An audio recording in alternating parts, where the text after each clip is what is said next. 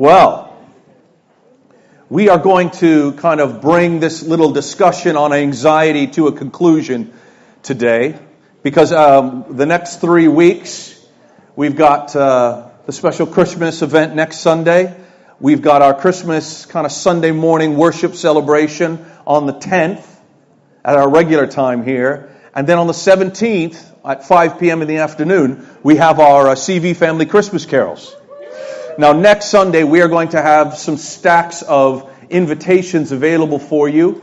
Lucy Webborn's done the graphics for that, and we're going to have that ready for you next week to give to your friends and invite to that carol service on the 17th. So in the next few weeks, there are some awesome opportunities to just start to love on people, welcome people, host people, and have some fun.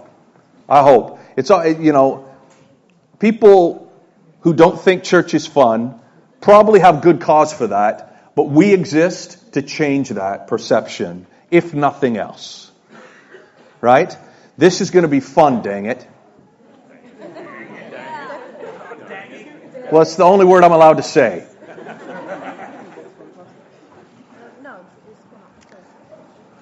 So, I have some information that's relevant to some of you. As you know, we have spent a few weeks talking about anxiety and the prison that some of us are living in regarding anxiety. And we have talked about the different types of anxiety that we suffer from, one of which the scriptures speak to, which is called worry. And we've spent a few weeks talking about worry.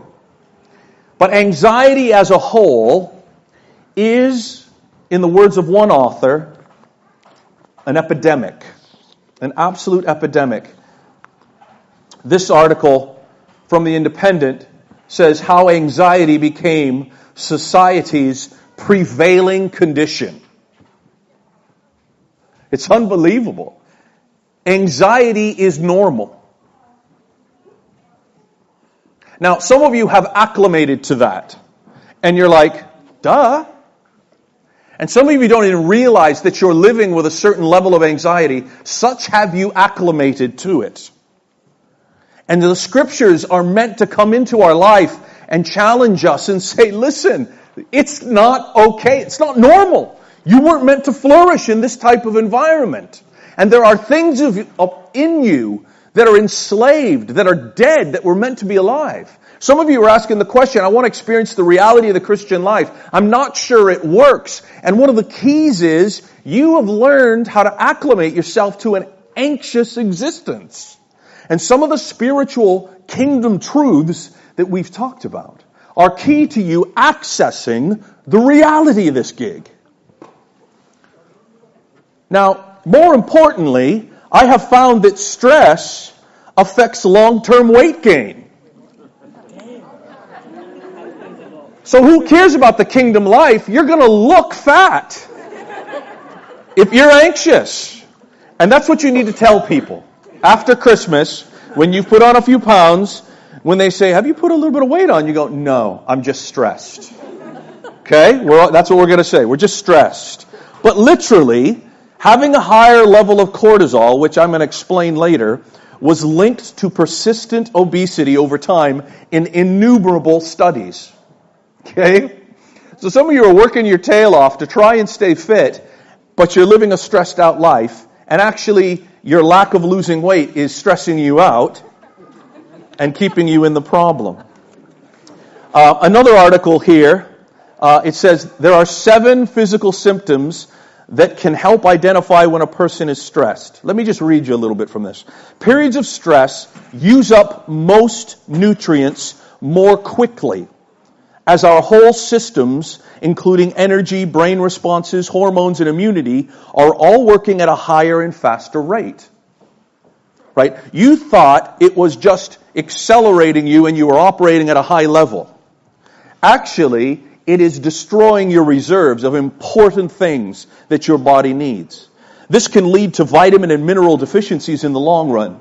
Before listing the following symptoms and their corresponding deficiencies, let me just read the 7 things that are indicative of some of the deficiencies that a stressed life, an anxious life can cause. And these will all look mundane and not that big a deal. But I find it fascinating that your body starts to flag up. We're not meant to live this way. Cracked lips. It's interesting. It often is connected to a deficiency in vitamin B6. Teeth grinding. Does anyone teeth grind? Yeah? A few years ago, I literally lived with aching in my jaws for 18 months. And it was absolutely anxiety induced. I stopped coffee, which just added to my anxiety. And that didn't make it go away. Teeth grinding. That's vitamin B5. There's a deficiency linked to that. White spots on nails. I always wondered what that was. You know? That's a deficiency of zinc. Right? Now, this is an article, okay? This isn't a medical journal. This is probably the Independent as well. So, check these things out. Constipation and diarrhea. Magnesium, which is why milk of never mind. Bleeding gums. Yeah, does that ever freak you out a little bit when you brush your teeth? Vitamin C. Raised spots on your limbs, that's vitamin E. And throat and chest infections, it's related to vitamin A. Now, all of those things are depleted in us and start to manifest in some of those physical symptoms because of anxiety and stress and living at too fast a pace. There are also endless studies documenting the effect that stress can have on our waistlines. And I'm sorry for this, but I'm just reading. However, new research suggests that this can be particularly prevalent in women. So, ladies, time to chill out.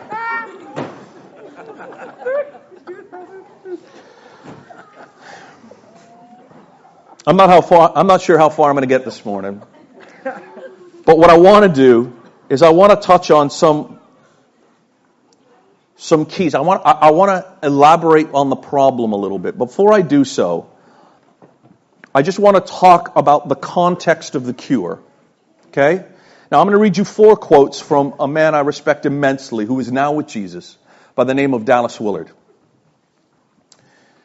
And he says these things. He says, "Suppose our failures occur, not in spite of what we are doing, but precisely because of it." And what he means by that is you are a habitual machine. You were meant to become something by what you do. We are always becoming. And the way we choose to organize our time and our lives and prioritize and value systems are all the means through which the direction of our becoming is guided. He also says this, "The greatest issue facing the world today with all its heartbreaking needs is whether those who, by profession or culture, are identified as Christians will become disciples. What I mean by that is students, apprentices, practitioners of Jesus Christ, steadily learning from Him how to live the life of the kingdom of the heavens into every corner of human existence." If you are always becoming, what Dallas is saying is that you have to be intentional if you want the results you're going to get. And one key to your intentionality is to do more than passively go to church and passively become a part of this thing called Christianity, but actively to learn how to be alive from Jesus. And that action is called becoming a disciple. We might call it an apprentice in our current day and age. Actions are not impositions on who we are. This is the next slide. Actions are not impositions on who we are, but are expressions of who we are.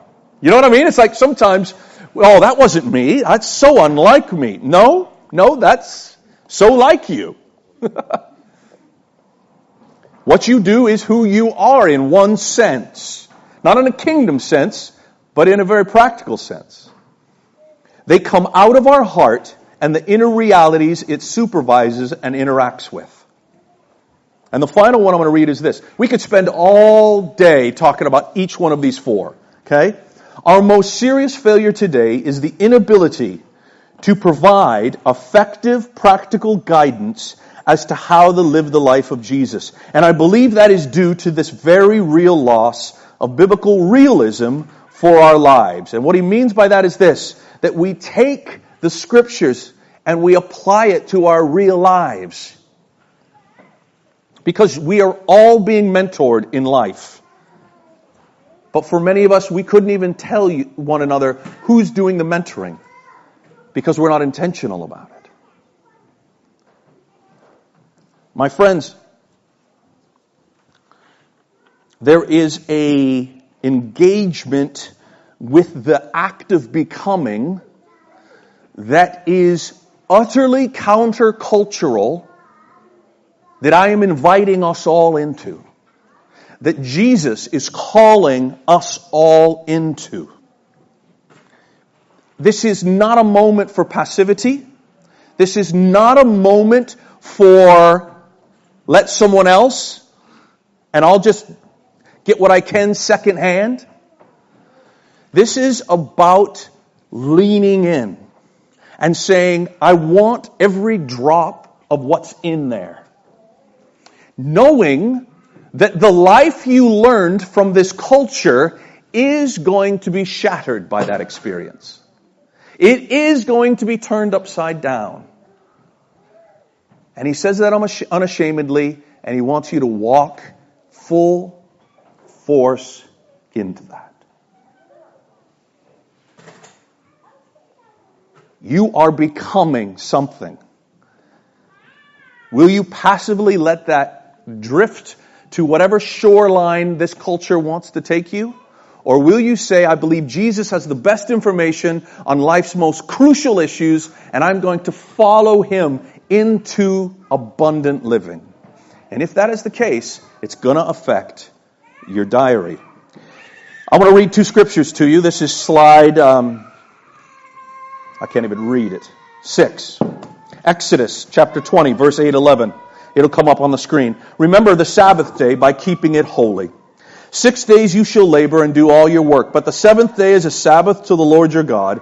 On it you shall not do any work.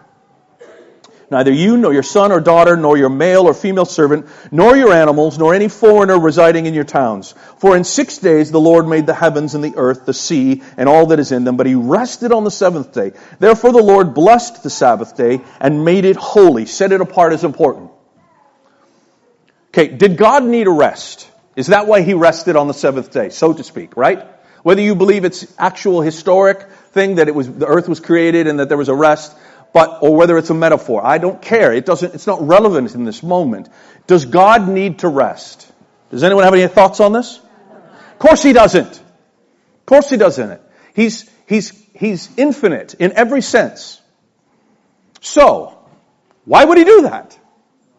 Because he understood that the world he was putting into existence was going to be filled with people like us that need it. And into the very creation was woven rest. And it's also spiritually vital to us. Because without that sense of rest, the irrelevance of our power in ourselves would easily be lost. You see, humans tend toward the lie that they can make it work, that they can fix it, that they can accomplish whatever needs to be accomplished. Over and over in human history, they have come into that proverbial brick wall and smashed their face against it and realized you can't, right? World War I supposedly solved that problem. That really hurt. World War I supposedly fixed that problem. That's like the war to end all wars. Oh my gosh, that was horrible. We're never going to do that again. Oh, wait, 20 years later. The very same problem. Did we learn from that world war? No. Humans in their inability to fix problems is the tendency of human history. And so right into the creation, God wove this thing called Sabbath, which is primarily about the fact that you can't fix your existence, and so you need to sit down and take your hands off the plow. He didn't need it, but we did. Without it, we'd die. Now, the next slide. This is again, the Father gives this a second time to Israel in Deuteronomy chapter 5. Observe the Sabbath day by keeping it holy as the Lord your God has commanded you. 6 days you shall labor and do all your work, but the seventh day is a Sabbath to the Lord your God. On it you shall not do any work, neither you nor your son or daughter, nor your male or female servant, nor your ox, your donkey, or any of your animals, nor any foreigner residing in your town, so that your male and female servants may rest as you do. Now, they've eliminated about every option of how you can stay productive on this day, haven't they? Okay? Not even your donkey. Right? Wives, don't look at your husbands now. Not even your donkey, right? Everybody is meant to be off duty. Verse 15. Remember that you were slaves in Egypt, and that the Lord your God brought you out of there with a mighty hand and an outstretched arm.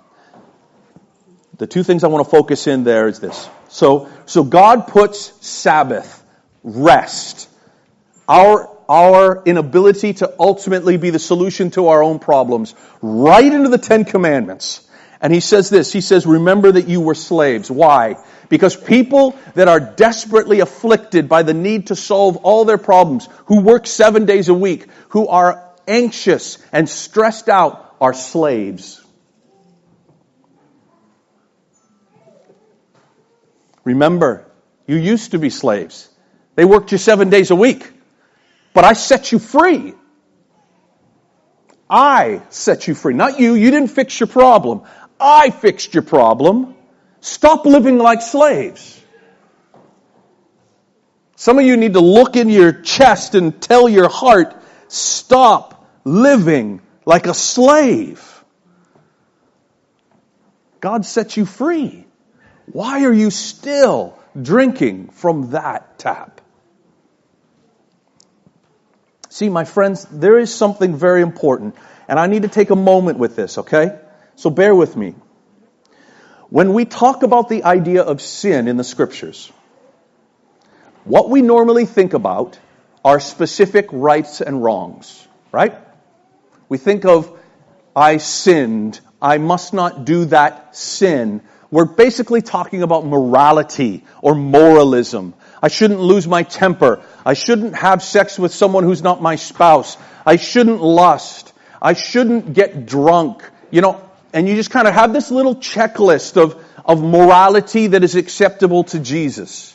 And when we talk about sin, what we mean is, well, you don't get that right. It's behavior oriented. And when the Scriptures talk about sin, that's not what it means. Okay? Our behavior is relevant, but it's not the point. The point is your slavery. Sin, when it's used in the Scriptures, is a reference to people who are enslaved to false gods, like money, like sex, like power, even like being a good person. That's a false god called religion.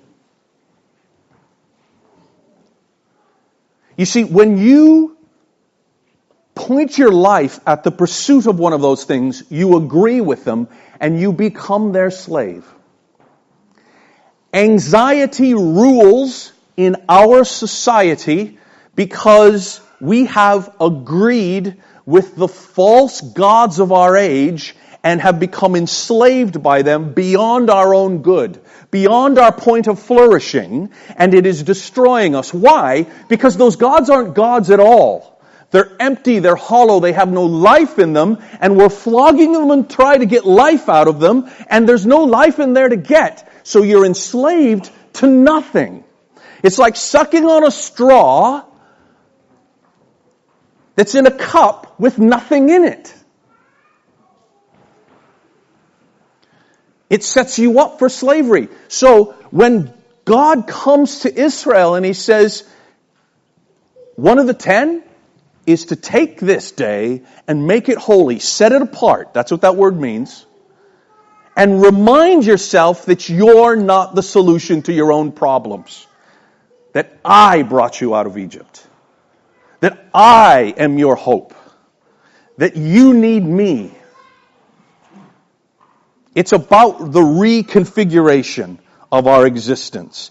Guys, we are living in a culture that is running at the speed of sound. Does anyone ever remember this movie? It's fairly old now, but it was a movie called The Right Stuff. I realize there's a chat show that's nicked that title. But do you remember this? This was about Chuck Yeager and about the very first astronauts. Has anyone seen that? It's a great film. You need to check it out, all right? I'm sure it's on Netflix or something like that. But what they're doing, Chuck Yeager was a test pilot in the 40s and 50s. And this was right when the jets were coming into existence. And so he was the first pilot to break the speed of sound in a jet. And they show in the movie how they were going faster and faster in these planes. And these planes would start to shudder the faster they would get and the closer to the speed of sound they would get. And the reason is, the closer you get to the sound barrier, the sound waves are whacking against the plane. And it's shaking the plane, and these planes would explode, and these test pilots were putting their life in their hands every time they went out there. And Chuck Yeager pushed past the sound barrier, and what he found out, what he realized, and it saved his life, is that when you get past the sound barrier, you have to reverse the way that you control the plane. My friends, humans are like planes. And we are going too fast, and we see all around us the shudders. Okay, some of you are living, and you've grown accustomed to a life with the speed shakes. And you've self-medicated your way into being able to keep it going, but you're not flourishing. You're not aware of the deep realities of your existence. You're not engaging with the people around you, but even yourself in the way you were called to. Because you're living at the speed of sound. Now let me just give you guys some specifics about what this looks like, okay? And I'm going to go fairly quickly. If you could do me a favor and jump down to slide 9. Slide 9, buddy. That'd be brilliant. Now that looks confusing, but don't worry. Okay? I will explain this to you. So, this is your brain. Did you guys have those commercials over here where they used to say, "This is your brain on drugs"? No? Oh, okay. They used to have like a cracked egg and they'd put it in the pan. "This is your brain on drugs." You're like, cool, I like eggs, right? It's like, so this is your brain. And GABA, okay, so you see GABA over there to the right. That is a calming neurotransmitter in your brain. So you have happy messengers and sad messengers. Let me just use that kind of language. That's what Arch Hart uses. Happy messengers are GABA and also the benzo. Okay, those are natural tranquilizers. That's why when you take tranquilizers like Xanax or something like that, it chills you out because it mimics the natural tranquilizers that are in your system. Okay? Problem is, your body stops producing the real tranquilizers. Right? And then you stop taking the Xanax, and you're like, oh. Okay? And then you have natural sedatives. What happens when you are anxious? Your body releases two things, and they always get released together. Adrenaline and cortisol. Why? Because your body was built to be able to defend itself. It's a fascinating machine, your body. And it was created to release adrenaline and cortisol when you're stressed. Some of you love that moment. It's when you get that phone call, and all of a sudden you're just like, boing, I'm on it now. Yeah? And that's the adrenaline kicking in. And what the cortisol does is it actually converts some of your fat stores, your guy going, oh, I'm liking this so far, convert some of your fat stores so that you can have energy. That's why when you're stressed and working hard, you rarely get hungry. But when the situation's over, you crash because you've used up all those stores. What also happens is cortisol floods your brain and makes it unable for the GABA and the benzos and the sedatives to dock. Okay? These neurotransmitters are going to dock in different little buttons in your brain. And when all three dock, you're out. You're sleeping. That's you in the hammock. You're gone. Right? But as you see here, that channel in the center is how the good stuff starts to flow. Yeah? And at 1, there's no GABA or benzo. The channel's almost closed, and your anxiety is flipping off the charts. Because the cortisol is flooding your system, and the GABA can't get into dock. The benzo can't get into its dock. And you're stressing, and there's no way for the reverse to begin to flow because the channel is squeezed off. The second one, the GABA is able to dock. That opens the channel slightly. Some tranquility begins to come back. The third one, the benzos and the GABA come, opens the channel further with more tranquility. And then the final one, number 4, the sedative comes as well, bliss, which is always almost right before sleep, right?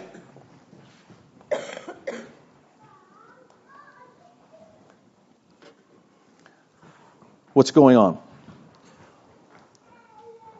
Excessive cortisol created by too much stress blocks the receptor site and your natural GABAs cannot dock.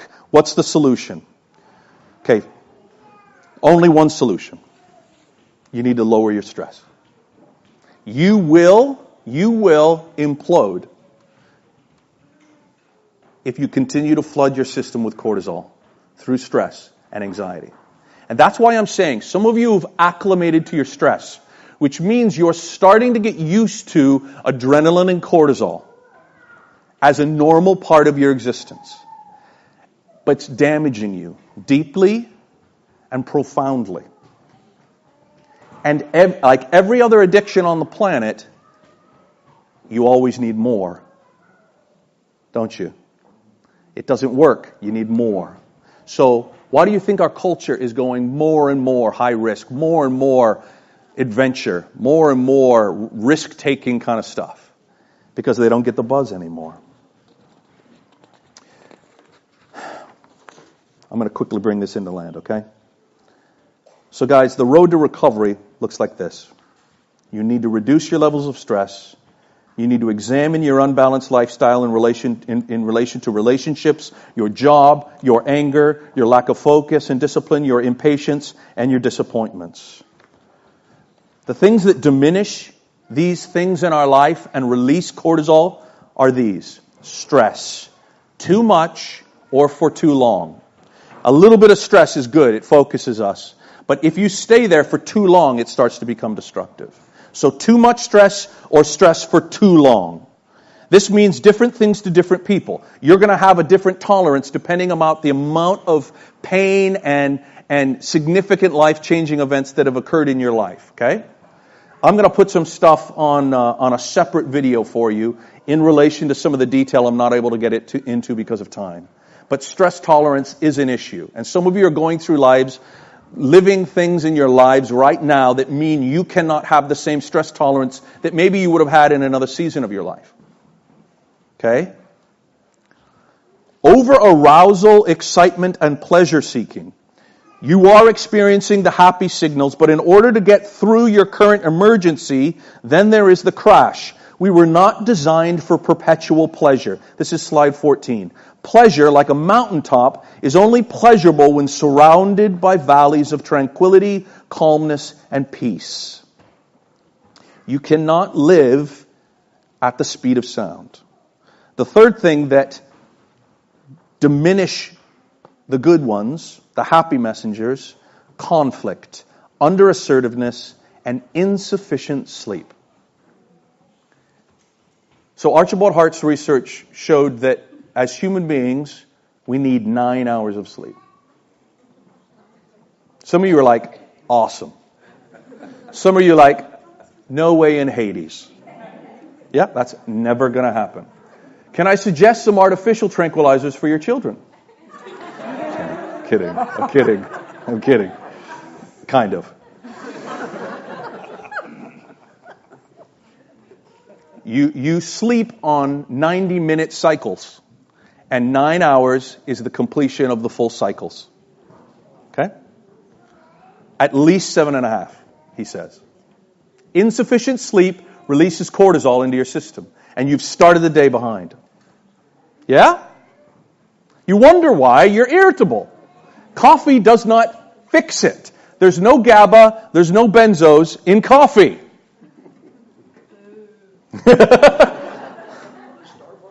Yeah. Is that up there on the menu? Can I please have some GABA with soy, please?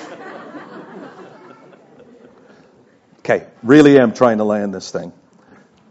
Behaviors that increase the good stuff. Slide 17.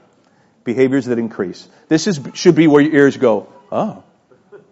How can I get to a place of peace and tranquility such that I can be alive, not merely breathing in and out? First is this: taking time to rest. I don't have it. Find it. I can't find it. Change your life. But I've got to work this to be able to get there. Well, maybe this isn't the time for you to get there. You can't sacrifice yourself on the altar of your destination. Do you understand? And that's what we're doing. We are sacrificing our life with a capital L on the altar of our goals. And our goals are being fed to us by a culture around us. Who says you need that car? Who says you need that title? Who says you need that clothing? Who says you need to own your own house? Who says? Who says? Who gave you that? Where did that expectation come from?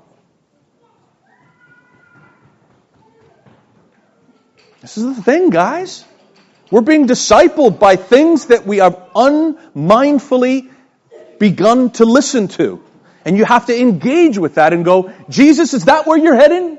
Because I'm following you, but actually I'm also following the culture. Because it says I need to own that, or this, or that, or have attained this, or look like that. You know, I never will have a six-pack. Right? I went back to the gym for the first time in 13 months this week. Right? Don't clap. It was pathetic. I went back, and there's all these fit people. And I just went, you are wasting your lives. They looked amazing, right? But they're there for 3 hours a day. That's the focus. Six-pack is not the meaning of life. Either type. Now, some of you have them, and you won't lose them. You can eat things I can't eat, and you will still have cellophane for skin. And I hate you. But you know what? That's okay. Because is that really important? You got to ask the question. Some of you just need to start by going, is my destination really where Jesus is going? Have I been created for that? You just got to sit down and go, where am I going? What am I chasing? Why am I chasing? The second thing is this. You need to meditate. Meditation increases the good ones. And really all that is, it's not although if that works for you, great, do that. Focusing your attention on a life-giving or life-affirming truth. That's all it is. You do that all the time when you worry. Except it's not life-giving or life-affirming. You meditate all the time on your fears. You all know how to because you know how to worry. That's meditation. Turn it the other way. Okay? The third thing you do is this. You laugh. That's why I am absolutely insistent that this not feel like church. When we're together, we need to laugh. When we're together, we need to be silly. When we're together, we need to be irreverent because laughter and humor releases the positive stuff, the happy messengers, floods your brain with joy. You could be going through the most difficult time in your life. Stop. Sit down. Put something on the TV that you laugh at every time. Peter Kay, whatever. And laugh. And then come back to your problem. You will have a different perspective. Interrupt your life with laughter. Intentionally. Have a night in the week where you sit around the table and you share jokes, and you spend the rest of the week researching the jokes so that the ones that you bring together are good. Okay? Take control of your environment. This means mobiles, emails, interruptions, and demands. Schedule your appointments realistically.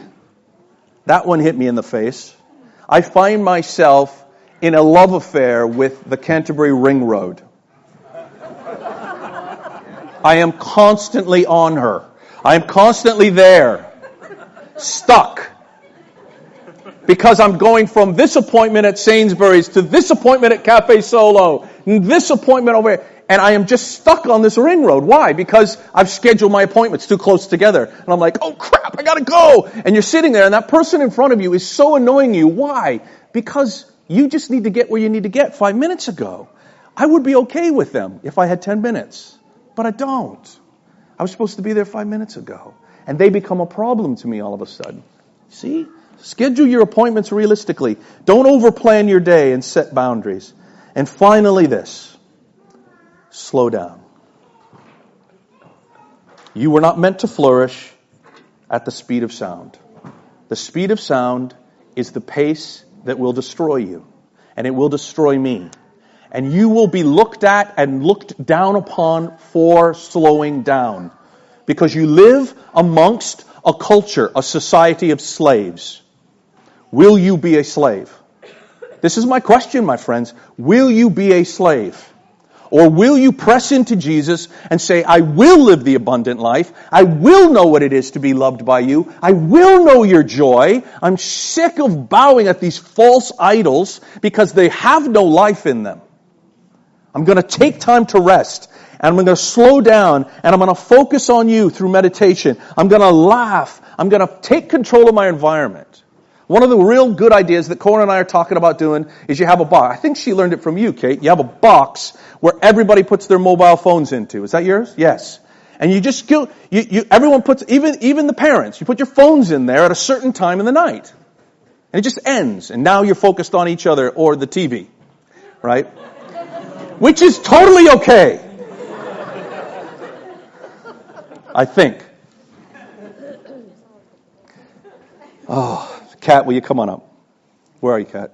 There you are, Kat. I heard you laugh, but I didn't know where you were. I have no idea how to land this.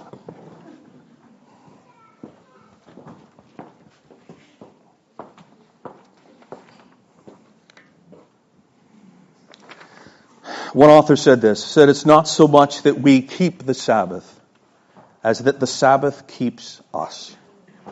It keeps us sane. It keeps us spiritually alive. Genuine Sabbath keeping is not a series of you shall nots, but a string of celebrations. Did you hear that? Rest is celebration. You see, rest is not just doing nothing. It is doing life-giving things. That's rest. Its goal is not to shut you off from the realities of life, but to open you up to living.